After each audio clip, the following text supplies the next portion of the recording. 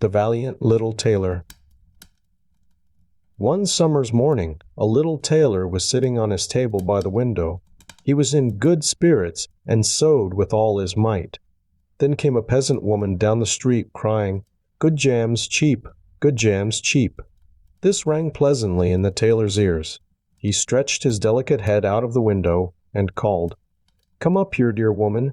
Here you will get rid of your goods." The woman came up the 3 steps to the tailor with her heavy basket, and he made her unpack all the pots for him. He inspected each one, lifted it up, put his nose to it, and at length said, "The jam seems to me to be good, so weigh me out 4 ounces, dear woman, and if it is 1/4 of a pound, that is of no consequence." The woman, who had hoped to find a good sale, gave him what he desired, but went away quite angry and grumbling. "Now, this jam shall be blessed by God," cried the little tailor, "and give me health and strength."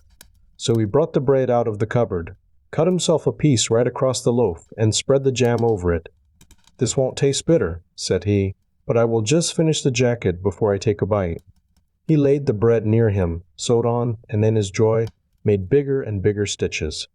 In the meantime, the smell of the sweet jam rose to where the flies were sitting in great numbers, and they were attracted and descended on it in hosts. "Hi, who invited you?" said the little tailor, and drove the unbidden guests away. The flies, however, who understood no German, would not be turned away, but came back again in ever-increasing companies. The little tailor at last lost all patience, and drew a piece of cloth from the hole under his work-table, and saying, "Wait, and I will give it to you," struck it mercilessly on them. When he drew it away and counted, there lay before him no fewer than 7 dead, and with legs stretched out. "Are you a fellow of that sort?" said he, and could not help admiring his own bravery. "The whole town shall know of this." And the little tailor hastened to cut himself a girdle, stitched it, and embroidered on it in large letters, 7 at 1 stroke. What? The town? He continued, "The whole world shall hear of it," and his heart wagged with joy like a lamb's tail. The tailor put on the girdle, and resolved to go forth into the world, because he thought his workshop was too small for his valor. Before he went away, he sought about in the house to see if there was anything which he could take with him. However, he found nothing but an old cheese, and that he put in his pocket. In front of the door, he observed a bird which had caught itself in the thicket. It had to go into his pocket with the cheese. Now he took to the road boldly, and as he was light and nimble, he felt no fatigue. The road led him up a mountain, and when he had reached the highest point of it, there sat a powerful giant looking peacefully about him. The little tailor went bravely up, spoke to him, and said, "Good day, comrade. So you are sitting there overlooking the wide-spread world. I am just on my way thither, and want to try my luck. Have you any inclination to go with me?" The giant looked contemptuously at the tailor and said, "You ragamuffin, you miserable creature." "Oh, indeed," answered the little tailor, and unbuttoned his coat, and showed the giant the girdle. "There may you read what kind of a man I am." The giant read 7 at 1 stroke, and thought that they had been men whom the tailor had killed, and began to feel a little respect for the tiny fellow. Nevertheless, he wished to try him first, and took a stone in his hand and squeezed it together so that water dropped out of it. "Do that likewise," said the giant, "if you have strength." "Is that all?" said the tailor. "That is child's play with us," and put his hand into his pocket, brought out the soft cheese, and pressed it until the liquid ran out of it. "Faith," said he, "that was a little better, wasn't it?" The giant did not know what to say, and could not believe it of the little man. Then the giant picked up a stone and threw it so high that the eye could scarcely follow it. "Now, little mite of a man, do that likewise." "Well thrown," said the tailor. "But after all the stone came down to earth again, I will throw you one which shall never come back at all." And he put his hand into his pocket, took out the bird, and threw it into the air. The bird, delighted with its liberty, rose, flew away, and did not come back. "How does that shot please you, comrade?" asked the tailor. "You can certainly throw," said the giant, "but now we will see if you are able to carry anything properly." He took the little tailor to a mighty oak tree which lay there felled on the ground, and said, "If you are strong enough, help me to carry the tree out of the forest." "Readily," answered the little man. "Take you the trunk on your shoulders, and I will raise up the branches and twigs. After all, They are the heaviest." The giant took the trunk on his shoulder, but the tailor seated himself on a branch, and the giant, who could not look round, had to carry away the whole tree, and the little tailor into the bargain. He behind was quite merry and happy, and whistled a song. 3 tailors rode forth from the gate, as if carrying the tree were child's play. The giant, after he had dragged the heavy burden part of the way, could go no further, and cried, "Hark you, I shall have to let the tree fall." The tailor sprang nimbly down, seized the tree with both arms as if he had been carrying it, and said to the giant, "You are such a great fellow, and yet cannot even carry the tree." They went on together, and as they passed a cherry tree, the giant laid hold of the top of the tree where the ripest fruit was hanging, bent it down, gave it into the tailor's hand, and bade him eat. But the little tailor was much too weak to hold the tree, and when the giant let it go, it sprang back again, and the tailor was tossed into the air with it. When he had fallen down again without injury, the giant said, "What is this? Have you not strength enough to hold the weak twig?" "There is no lack of strength," answered the little tailor. "Do you think that could be anything to a man who has struck down 7 at one blow? I leapt over the tree, because the huntsmen are shooting down there in the thicket. Jump as I did, if you can do it." The giant made the attempt, but he could not get over the tree, and remained hanging in the branches, so that in this also the tailor kept the upper hand. The giant said, "If you are such a valiant fellow, come with me into our cavern and spend the night with us." The little tailor was willing and followed him. When they went into the cave, other giants were sitting there by the fire, and each of them had a roasted sheep in his hand and was eating it. The little tailor looked round and thought, "It is much more spacious here than in my workshop." The giant showed him a bed, and said he was to lie down in it and sleep. The bed, however, was too big for the little tailor. He did not lie down in it, but crept into a corner. When it was midnight, and the giant thought that the little tailor was lying in a sound sleep, he got up, took a great iron bar, cut through the bed with one blow, and thought he had finished off the grasshopper for good. With the earliest dawn, the giants went into the forest, and had quite forgotten the little tailor, when all at once he walked up to them quite merrily and boldly. The giants were terrified. They were afraid that he would strike them all dead, and ran away in a great hurry. The little tailor went onwards, always following his own pointed nose. After he had walked for a long time, he came to the courtyard of a royal palace, and as he felt weary, he lay down on the grass and fell asleep. While he lay there, the people came and inspected him on all sides, and read on his girdle, "7 at one stroke." "Ah," said they, "what does the great warrior want here in the midst of peace? He must be a mighty lord." They went and announced him to the king, and gave it as their opinion that if war should break out, this would be a weighty and useful man who ought on no account to be allowed to depart.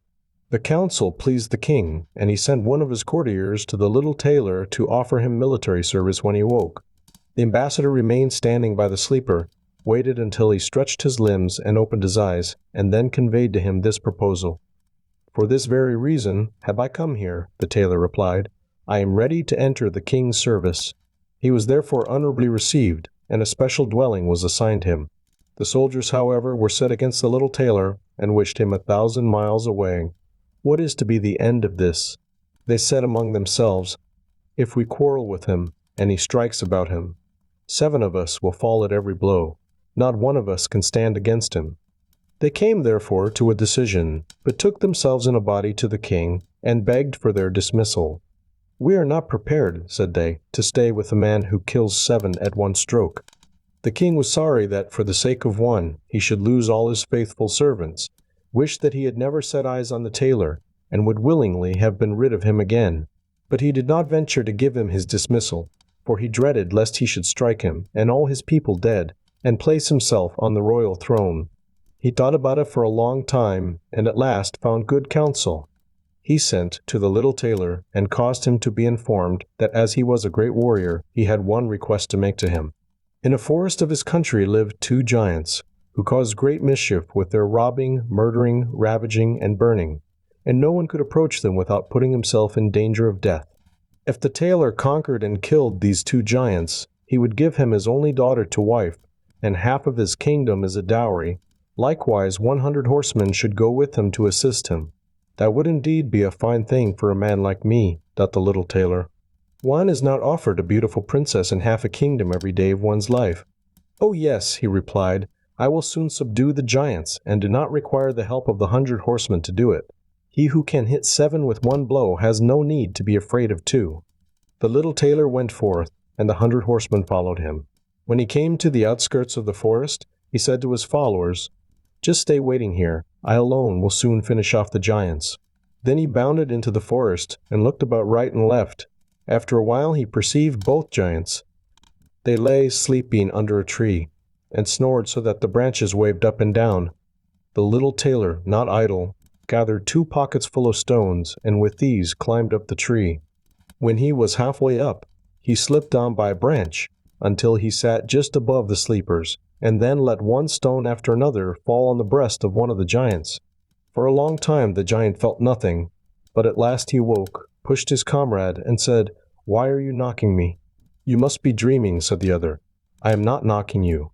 They laid themselves down to sleep again, and then the tailor threw a stone down on the second. What is the meaning of this? Cried the other. Why are you pelting me? I am not pelting you, answered the first, growling. They disputed about it for a time, but as they were weary, they let the matter rest, and their eyes closed once more. The little tailor began his game again, picked out the biggest stone, and threw it with all his might on the breast of the first giant. That is too bad, cried he, and sprang up like a madman, and pushed his companion against the tree until it shook. The other paid him back in the same coin, and they got into such a rage that they tore up trees and belabored each other so long that at last they both fell down dead on the ground at the same time. Then the little tailor leapt down.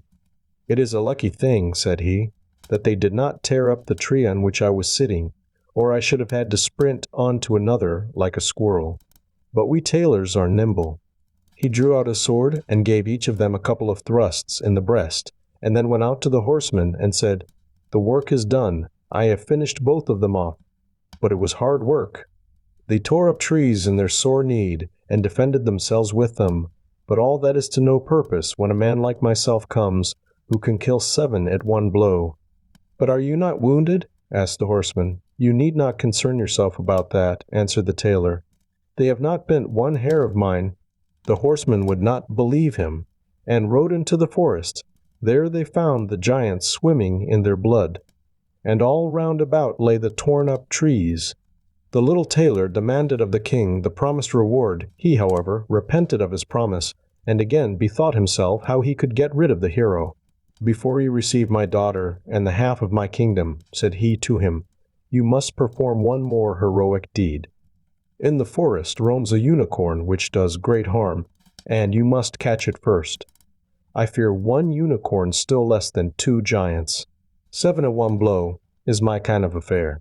He took a rope and an axe with him, went forth into the forest, and again bade those who were sent with him to wait outside. He had not long to seek. The unicorn soon came toward him, and rushed directly on the tailor, as if it would gore him with its horn without more ado. Softly, softly. It can't be done as quickly as that, said he, and stood still and waited until the animal was quite close, and then sprang nimbly behind the tree. The unicorn ran against the tree with all its strength, and stuck its horn so fast in the trunk that it had not the strength enough to draw it out again, and thus it was caught. Now I have got the bird, said the tailor, and came out from behind the tree and put the rope round its neck, and then with his axe he hewed the horn out of the tree, and when all was ready, he led the beast away and took it to the king. The king still would not give him the promised reward, and made a third demand. Before the wedding, the tailor was to catch him a wild boar that made great havoc in the forest, and the huntsmen should give him their help. Willingly, said the tailor. That is child's play.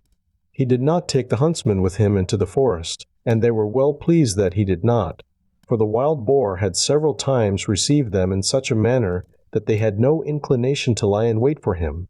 When the boar perceived the tailor, it ran on him with foaming mouth and whetted tusks, and was about to throw him to the ground. But the hero fled and sprang into a chapel, which was near and up to the window at once, and in one bound out again.